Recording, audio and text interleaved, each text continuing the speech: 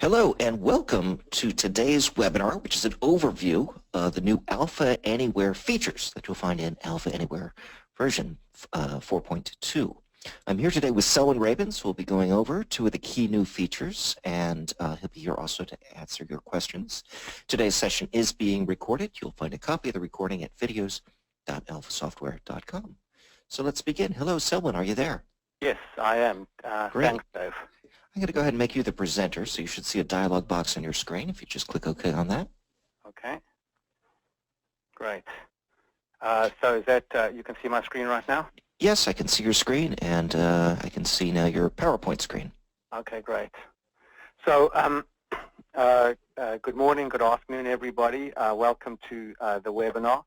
So in today's webinar, we're going to basically focus on new features that were added in version 4.2, and the signature feature for version 4.2, and we're going to focus on that quite a bit today, is video capture. So video capture, of course, requires that your application be wrapped in a PhoneGap shell. But the really nice thing about video capture is that there's full offline support. That means that you can build applications that work offline. You can capture as much video as you want while you're offline. And then when you get your connection back and it's time to synchronize your data, you can synchronize your video files either to the Alpha server or to Amazon S3. And we'll talk about why S3 is really the preferred place for synchronizing your media files. And the video capture basically complements image capture and audio capture. So basically we've been talking about media files in disconnected PhoneGap applications for quite some time now. And by media files we mean images, audios, and videos.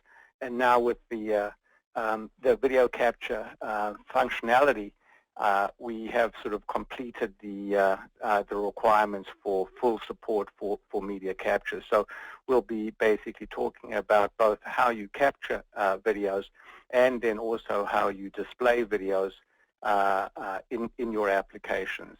So what we'll be doing in the webinar is we're going to be building from scratch a mobile app that does image, audio, and video capture, that works offline, and that synchronizes data with Amazon S3. And then at the end of the webinar, we're going to be talking about what we've added to reporting and the new HTML paged output option, which can be used for free-form reports. And we'll be talking about the significance of this of this feature. So let's now go straight over to demo mode, and I'm going to basically switch over to Alpha Anywhere right now. And we're going to build, in this webinar, we're going to build a mobile application, as I mentioned, that allows us to capture audios, videos, and pictures and synchronize them to S3. So the data source that we want to use for this application is going to be a MySQL database. And so you can see if I go over here to, let's see, I think I already created the table over here. And let's go look at this in design mode here. So the basic structure of the table that we're going to be using is a table that has a field called ID. This is the primary key, and it's an order increment field. And then we've just added a comments field where I can just type any comments in. And then you'll see we've got three fields here that are intended to store the image file name. That's going to be basically the file name of the image that was captured using the PhoneGap camera option. The audio file name, which is going to basically be the file name of the audio file that was captured, and then video file name, which is going to basically be the file name of the video that was captured. So this is the data structure of our back-end SQL database, where all of the data is going to be stored. And if we actually look at the existing data in this thing, you can see that we've got 3 test records right here that have existing images, and you can see that if we just switch over to the form view here, we'll see that the image, it was stored on Amazon S3, and that's the file name of the image. The audio was also stored on Amazon S3, and there's the file name of the audio. It's a .m4a file. And then here's the file name of the video, which was also on Amazon S3, and this is a .mov file. So let's go now over to Alpha Anywhere, and we'll basically start from scratch right now. So we'll create a new UX component, and we'll start out with a blank UX component. And since this is going to be a PhoneGap app that is working disconnected, we're going to use the list with the associated detail view as sort of the core building block for this application. So we're going to go over to Controls, select the list control, and then we're going to basically use the Quick Setup Genie, which will automatically set up for us the list with the associated detail view. So I'll just go there and click OK. And now I'm going to go and, oops, sorry, I didn't mean to do that. Let's go back here and click this button to bring up the Genie. And now we're going to choose our connection string that points to that file we just created. So I have a connection string here called Mariah Webinar, which points to that database that I just showed. So we'll go over there, and now we'll choose the table. So we want to choose this table called Media Files. We want our field list, so we're going to choose all of the fields in that table. And we're going to say we want a detail view over there, and then finally we're going to basically say we'd like this to work disconnected. So having done that right now, the Genie basically builds the list over here for us and also the associated detail view. But at this point, there's still some work we need to do to get this all configured correctly. So let's go save this here. I'm just going to call it Media Files 2, MF2, and now go back and start configuring everything correctly. So the first thing is we see here that basically the detail view is just using a text box to display the image. And of course, that's not right. We need to display the image in an image control. So we'll go here and change the control type from a text box to an image. Then you can see here for the audio file name, again, we're using a text box, which would just display the file name of the audio file. And that's not what we want. We want to actually be able to either record new audios or play back existing audios. So again, we're going to go to control type now and change the control type to an audio recorder and player control.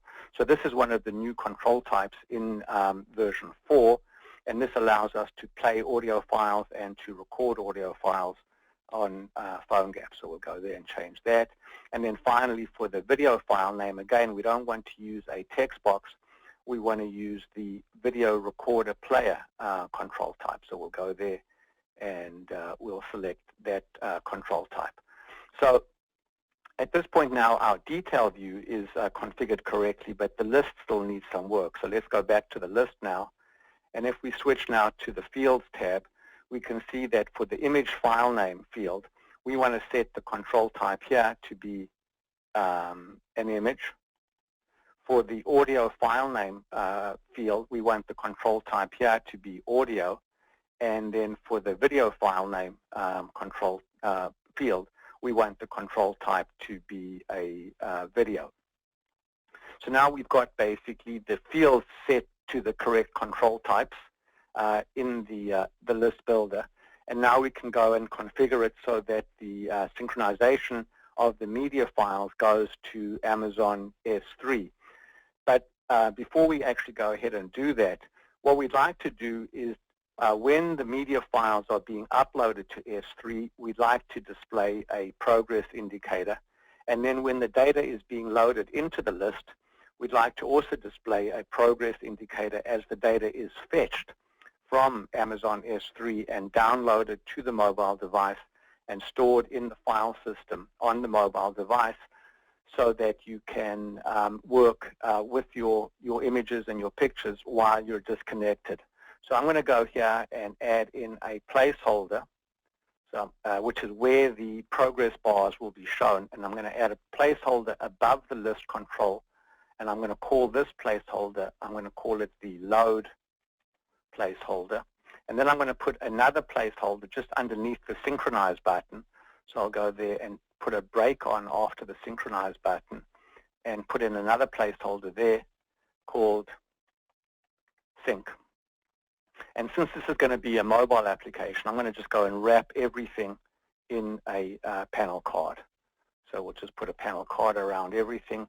Now we'll go back to this list over here, and we'll continue to configure it so that the media files get uploaded to S3. So we'll go over to Detail View there, and then we'll scroll down to the media files for PhoneGap applications and go here and define our settings. So we'd like our upload target not to be the alpha server, but to be S3. Then the connection string that we're going to use, this is our S3 connection string, is alpha media capture. So the connection string was defined earlier, and this uses my secret and access token that I got from Amazon when I created this bucket called alpha media capture. Then I'd like to display progress while media files are being uploaded to S3 when we do a synchronize.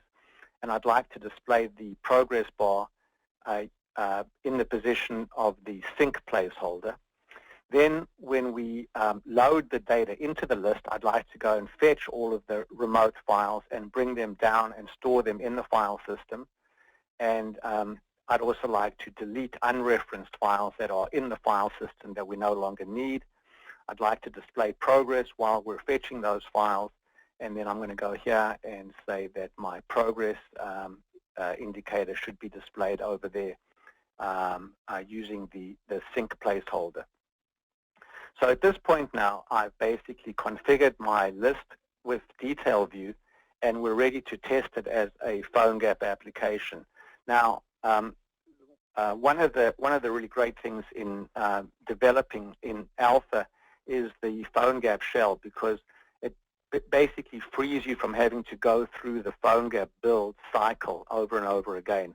So what I'm going to do right now is publish this application to my live preview folder so that the application has been published. And then what I'm going to do is bring up the, return with error there. And then I'm going to bring up the my iPad on the screen so you can see the app actually running on an iPad. So I'm going to go here and turn on Reflector, and then I'm going to just go here and just sort of kill these existing applications. And let's go now and let me just go here and turn Reflector on.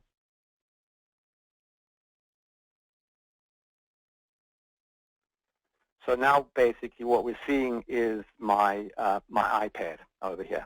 And what I'm going to do is load a shell application. So I'm going to go there and load a PhoneGap shell. And now basically with the PhoneGap shell, I'm able to test applications on my iPad without having to go to PhoneGap build. So this application that we just built was called MF2. So I'm going to go now to my iPad. I'm going to tap, let me just make this a little bit smaller so we can see more of the screen there. I'm going to tap the Add button to register that new component with the shell. So I'll go there and add in MF3, click the OK button. And so now we have our new app registered over there, and I can go there and tap on this button. And now basically what should happen is the app should load into the shell, but in order to do that, I'm not sure why it didn't actually. Oh, MF2, sorry about that. So let's go back and do this again. MF2, click the OK button, and now I'll go back here. Okay, that's better. So now we have basically the list displaying the existing data. So there's the first record, the second record, and the third record. So let's basically go and clear out this list so that there's no existing data. So I'm going to go here back to Navicat, and just go there and say truncate table and truncate it now, and then go back to my iPad here, refresh the component, and you can see now that there are no images, there's no data in the list. So, but we do have data shown here because we turned on disconnected applications, and that information is being pulled from local storage. So I'm going to go there and just delete that value, and then go here and type in a new value. So let's go here and type in, basically test 1. Then go down to the file name. One thing I forgot to do was add a button to capture a picture. So let's go back now and fix that up. So I need a button underneath the image file name to actually take to bring up the camera on the device. So let's go back to other controls, pick a button. I'll change this button's name to camera, and then I'll define the event handler. So we'll go here, we'll use Action JavaScript, and I'll type in camera. So I want to use image capture for list detail view, so I'll go ahead and I'll choose that action. Our image control is going to be image file name, and we want to use the PhoneGap camera, and what we'd like to store is not the base64 data, but the file name. So we're going to be actually storing the file name of the image in our SQL database. So we'll go ahead now, click OK, save this, publish this to the live preview folder, and then go back to our device over here and reload the application. So you can see that the big benefit of using the shell is that I didn't have to rebuild the PhoneGap application to test it, and you can see now I've got the camera button over there. So we'll go ahead now and we'll type in, we've got test over there. That's basically been remembered from the last time I typed it in, since this is a disconnected application. Let's go now and take a picture. So I'm going to use the PhoneGap camera here, and I'll just take a picture of my screen. I'll say use photo, and now I'm going to go here and start recording an audio. So this control that you see over here is the audio player recorder control, which is one of the new built-in controls. So I'm going to just go there and tap the record button right now. So that's this red button over here. So I'm going to press this red button. And so now everything that I'm saying right now is being recorded. Oh, sorry, not press that, sorry. And now everything that I'm saying is being recorded, and you can see that the recording level is being shown over there. I can pause recording at any time that I want and resume it.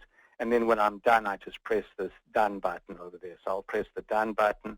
And now we basically got a recording, and now we'll go here and we'll record a video. So this control that we see over here is the video playback and record control.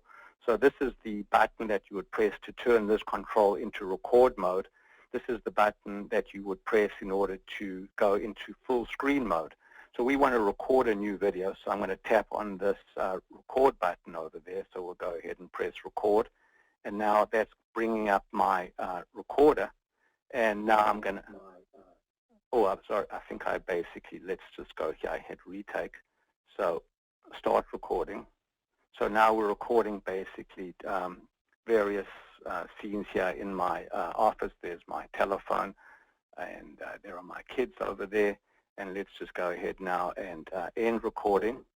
So we'll say use video. And now we can hit the save button. So when we look at the save button right now, what we see, actually this... yeah, just hang on for a second, right, while the air server comes back up. Let's just go here and turn this back on again.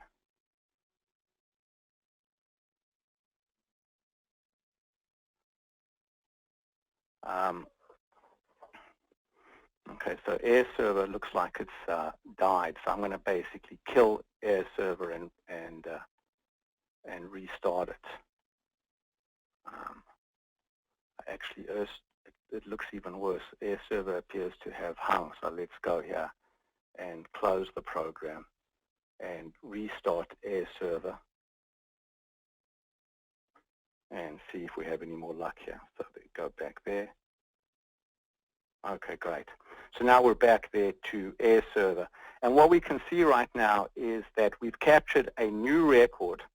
And you can see now that the little blue icon here indicates that this is a new record, but it's unsynchronized at this point. And you can see there's the image that we captured. There's our audio, and if we basically hit on the video, we can see recording basically various scenes here in my offices. Cool. And there are my kids over there, and let's just go ahead now. Okay, so now we've captured that, and basically we have not yet synchronized the data. So now what I'm going to do is actually kill this application and then reload it and show you that basically, even though we haven't synchronized the data, everything that we've captured is still there. So let's go ahead now and double-click on this and kill the application. Go back here and load the shell again, and then go over to the application. And then what we see there is basically the new record, still with the little blue icon over there. We see the picture there. We've got our audio over there, and we've still got our video. So now let's go ahead now and hit the synchronize button. So when we hit the synchronize button,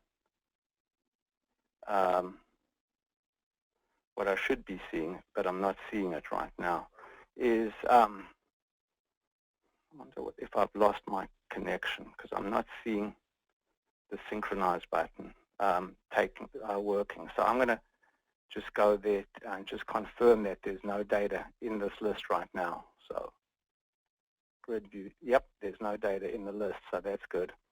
And what I'm going to do is let's just go back and so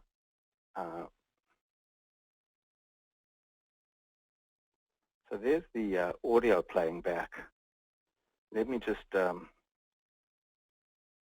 and record a new video here.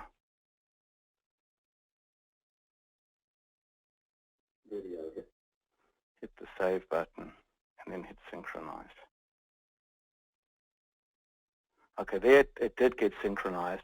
And if we go back now to the database there, we can see that what we see in the database is the image file name, the audio file name, and the video file name that have all been uploaded to Amazon S3. And if we go here to our S3 bucket and refresh it over here, we can basically see that the new files were just added. So I'm using Cloudberry over here to look at data on Amazon S3. So now let's basically go here to the desktop and actually run this component in Chrome. And so we run it in Chrome right now, and there's our image, there's our audio, so let's go and play the audio. And now everything that I'm saying is being recorded, and you can see that the recording level is being shown over there. I can pause recording at any time that I want and resume it, and then when I'm done, I just press the done button over there. So I'll press it. So that was the audio playing now, and now we'll go here and play the video. And there's the video basically that was captured. So what we've done so far is basically capture 3 different types of media files, upload those to S3, and then back at the office using my browser, I'm able to see the videos and audios that were captured out in the field. So one thing that I want to point out is actually what's going on behind the scenes on the actual device itself. So I'm going to go back to my component right now, and I'm going to just add another placeholder over there, and I'm going to add a button underneath the synchronize button over there so that we can go to our detail view buttons, and I'm going to turn some debugging code on here to actually show me what the data is in the list. So this is really used for debugging only. And then I'm going to go to the list itself and turn on this debugging feature. So I'm going to go here to details and then go here to debugging and turn debugging on. So that's going to be placeholder number 4. Let's just save this. We'll publish this, and now go back to our to the iPad, and then just refresh this. And basically, so now we have, we're looking at the data right now. And if we go down, if we click on this first row, and then we go down and we say, show the data in the row, and we look at the data in the row, we can see over here, and this is really important, we can see over here that the image file name that is stored in the list says file var mobile. So this is a file name actually on the device. So this image file, the picture file over here, the audio file, and the video file are all currently stored on the file system on the device. But if we look at the SQL database, we see that the SQL database for image file name is using a file name or a URL that is on Amazon S3. So basically what is happening is when the data is loaded, when the user basically refreshes the data in the list, what happens behind the scenes is that all of the references to remote media files get resolved and get downloaded to the mobile device.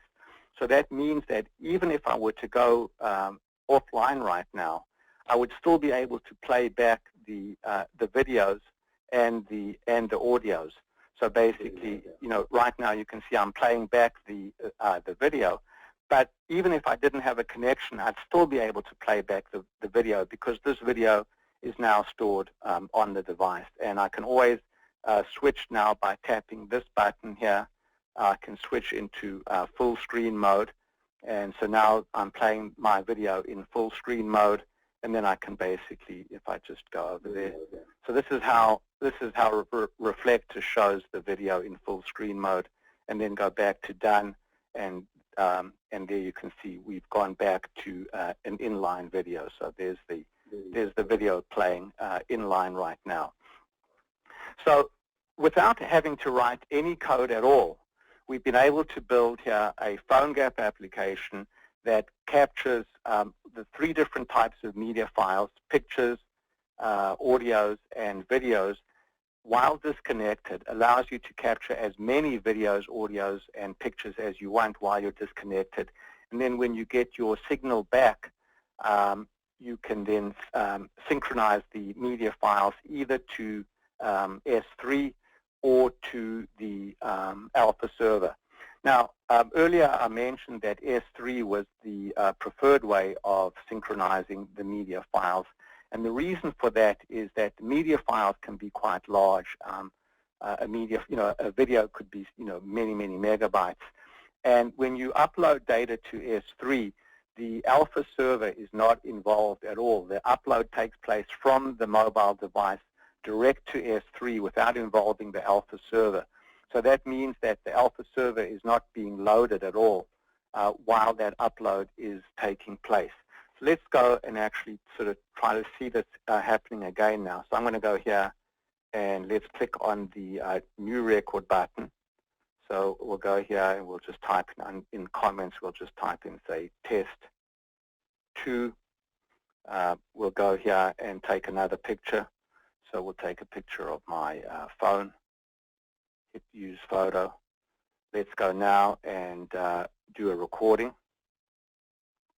So now we're doing a recording, and then we'll press the done button, and then we'll go here and do a video. And so now we're basically doing a video. Hit the save button, hit the use video button over there, and then we hit the save button right now. We have our second new record added to the list, so you can see the little blue icon.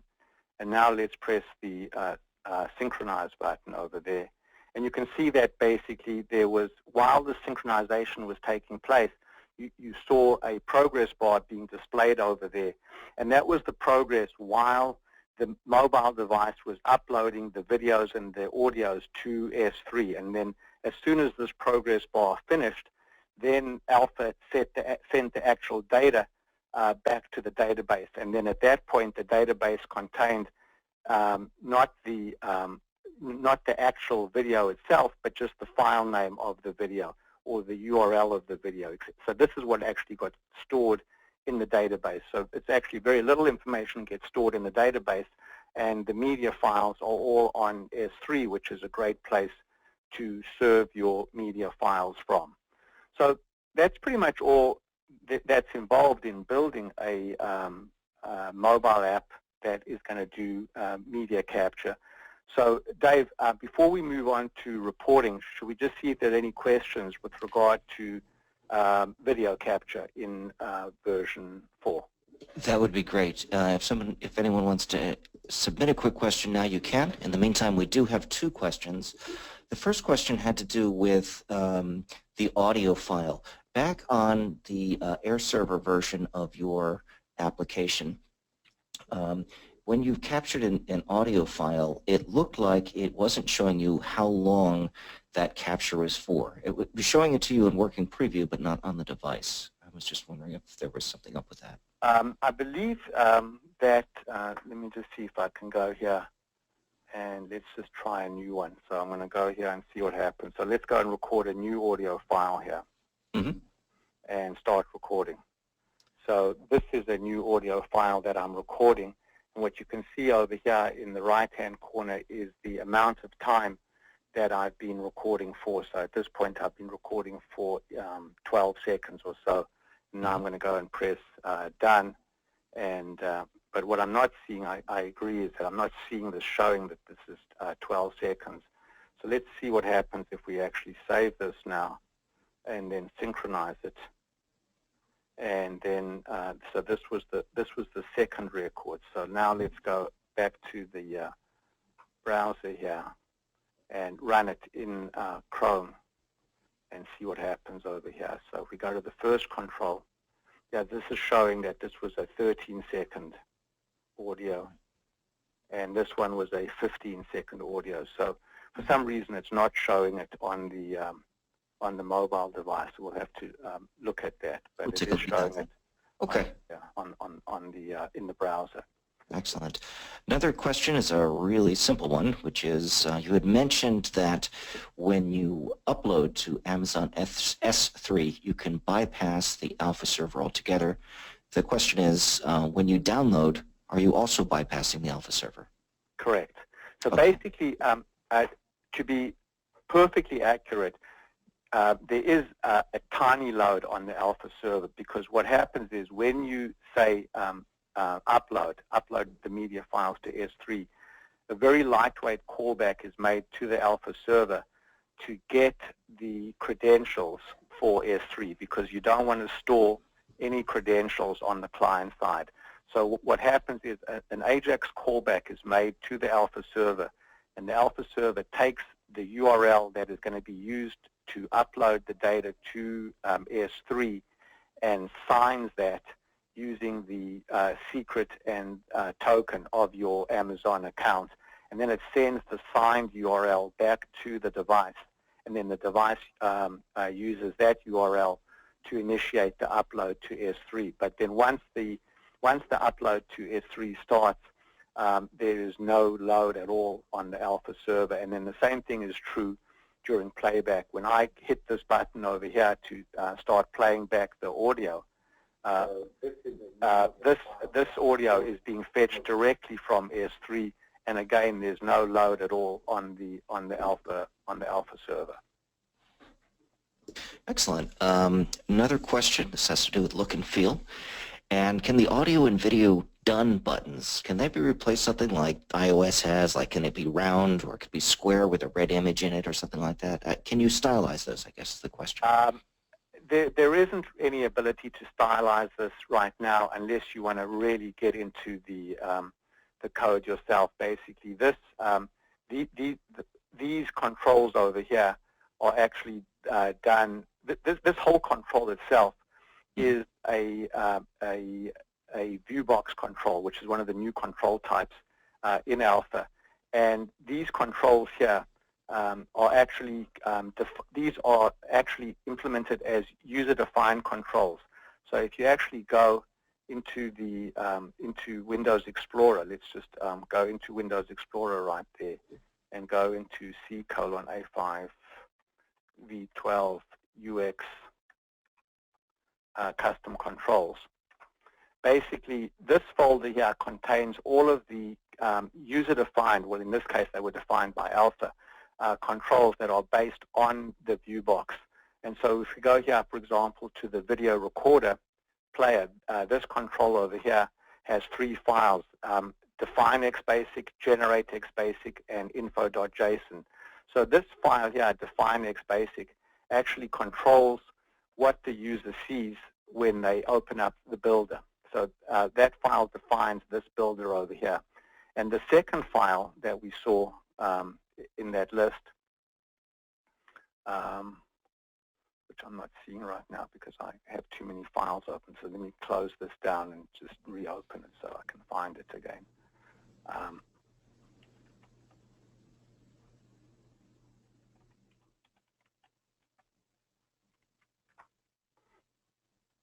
So the second file, called generate XBasic, actually generates the, actually let me open that with TextPad. So I'll go here and I'll say open, generate XBasic. So this is the actual code that got generated to implement the video player. And what you can see is that over here in the template, the HTML that represents the design of that control is a bunch of SVG definitions here which represent the buttons. So if you're a particularly adventurous developer, you can certainly go in and replace this SVG over here. But we have not exposed. All that we've really exposed in the builders are the ability to define events. So there are events that fire that before you record, when you end recording, when you go into full screen mode, when you come out of full screen mode, and basically the maximum time that the user will be allowed to record. So you might want to set a maximum video length of, say, 30 seconds so as to avoid, having to upload, truly massive files. But at this point, that's the only customization that we've allowed. It certainly would be possible for us to expose more customization options if there's enough demand for that, and then we certainly can do that. So, Dave, are there any other questions right now? That's it. I think it's time to move on to reporting. Okay, so let's move on to reporting right now, and I'm going to basically open up this UX component right here, and I'm going to run this UX component in the browser so we can look at it at work. So the main new feature in version 4.2 is the ability to output free-form reports as HTML. So for those of you who use a lot of reporting in your applications, you'll know that the ability to output a report as HTML has existed in Alpha for some time right now, but the report had to be created as a layout table report. So the two different methods of building reports in Alpha are either free-form reports or layout table reports. Layout table reports were introduced a while ago because their key benefit is that they allow you to export data from the report to Excel with very high fidelity. And the reason that you can export to Excel with such high fidelity is that the layout table report, in essence, defines a bunch of cells or tables, and those cells map directly to cells in an Excel spreadsheet. So the primary motivation for layout table reports was the ability to export very nicely to Excel. But of course, you can also use layout table reports to produce HTML output. But that HTML output was not paginated. So basically, let's start off right now and press this button, which is going to produce a layout table report. And you can see that the layout table report renders very quickly over here. But if we look at this report here, it's not paginated. It's just one long stream of HTML. But because it's a layout table report, we can go to Excel right now, and the Excel file is going to get generated very quickly. And when we look at the Excel file, we can see that it's a very high fidelity rendition of the report. But the problem with layout table reports that we found is that many developers were actually more comfortable developing reports using the freeform report builder, because the freeform report builder allows very precise control of positioning of each of the elements in the report, and also it's a true WYSIWYG editor. So right now, if we go ahead here, and we've got a freeform report here, so let's render it now as PDF, which is the traditional way in which freeform reports would be rendered in an application. So here's the demo Alpha Sports invoice report rendered as a PDF. Now we'll go ahead now and we'll render the same report as an HTML paged report. And so now what we see is the same report rendered as a paginated report. You can see it's paginated because there's basically the footer, and then we start on a new page over there. And we can see again that it's paginated. If we go here and we say print HTML, and we look at the data here, you can see that's the first page of the report, and then there's the second page of the report, etc. So this is true paginated HTML.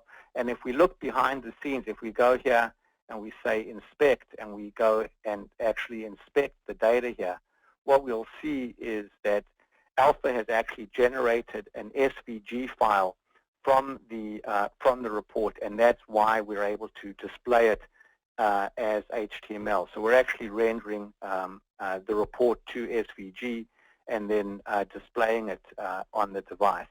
So one of the reasons that that displaying paginated reports, displaying freeform reports using HTML paginated is so important is with regard to mobile devices.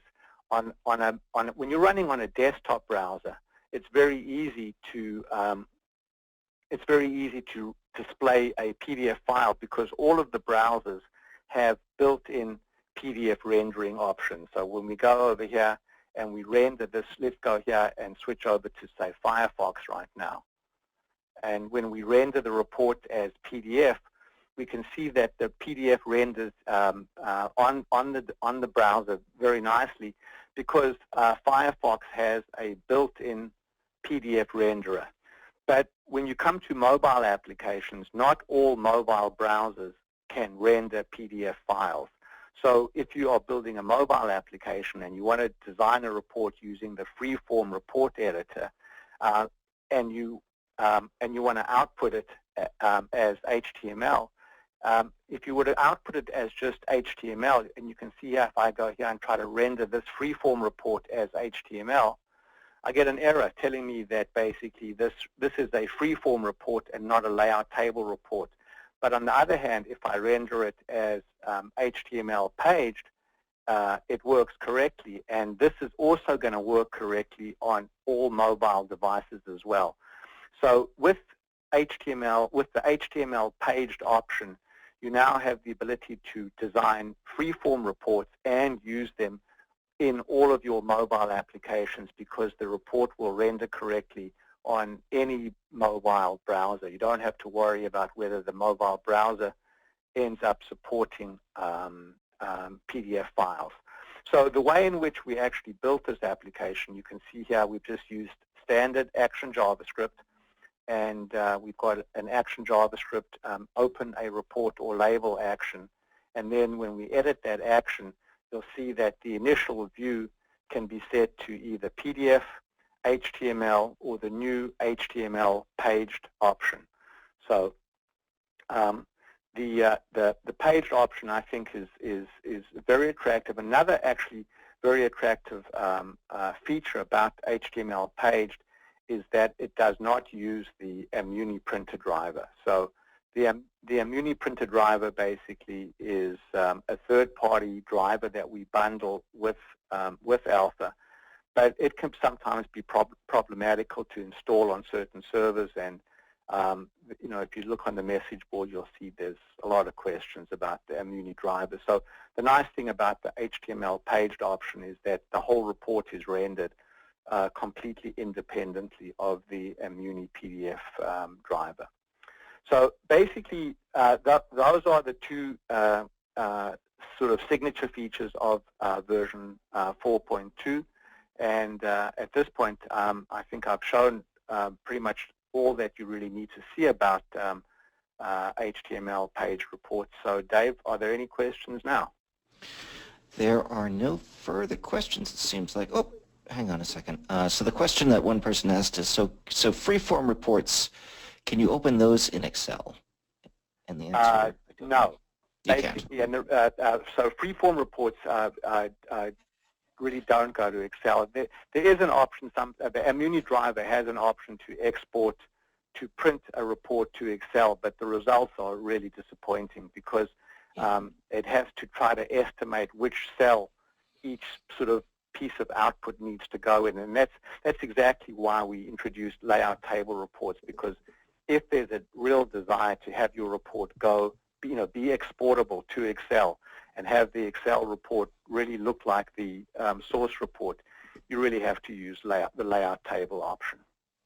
But as I said, the layout table option for some users is more difficult to use because it's not a WYSIWYG editor. So if we go, for example, over here to the invoice report and then bring it up in design mode, you'll see it's just, it's a real WYSIWYG editor. You can just drag and drop fields anywhere you want, whereas the layout table report is more of an abstraction. You're dealing with basically cells and columns. So two different types of report designers, and some people are very comfortable in the layout table reports, in which case the ability to output as HTML paged isn't going to be that interesting. But a lot of people are still using freeform reports, and now the ability to export, to output these freeform reports as HTML paged, I think is a very nice option. Excellent. Well, thank you very much. So thank you very much, Selwyn, for attending. I believe that we've got to the end of the questions. Let me see if I can get one more question in. Oh, here it is. Is the new HTML paginated freeform report available for desktop applications? Yes, it is. No, it's not. It's only for web applications. It's for web. Okay, great. Someone else asked if is there a zoom feature built into our report editors? I think we've had that question before. No, there's not. There isn't. Okay, great. And I think that's it for questions. So, Selwyn, thank you very much for presenting. I want to thank everyone here who attended. If you do have other questions about this, feel free to send them over to guides, G-U-I-D-E-S, at alphasoftware.com. We'll take a look at them and get you some answers. So thanks again for attending. We hope to see you at a future webinar. Goodbye and have a great day. Thanks very much, everybody. Thanks.